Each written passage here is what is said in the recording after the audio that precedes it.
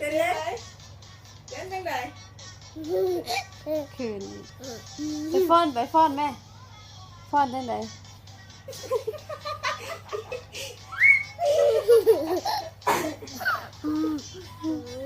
ไปนอนไอ้ลำกับไอ้ยงไป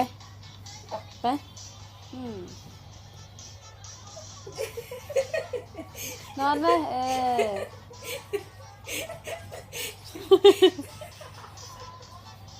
เก่งนะเนาะ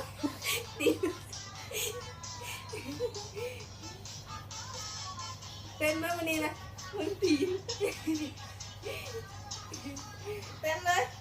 ลูกขึ้นเต้นเลยลูกขึ้น ลูกเต้นเลย ลูกเต้นเลย เอาปานามาให้มันเต้นหน่อยได้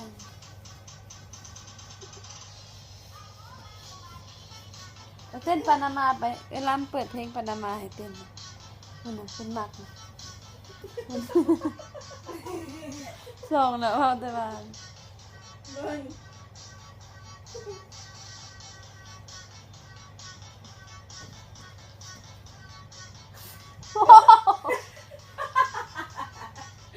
ตายแล้วเลยเย็น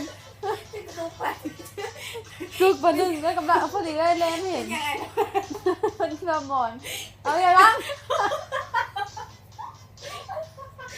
ตายแล้วไงเลี้ยงเพิ่นนะคนหัวใจแต่มันเจ็บเองมันเจ็บเราจอมยุ่งไงเลี้ยงมันมานอนน้ำมึงดื้อตีนปานใดสินอนวันนี้น่ะ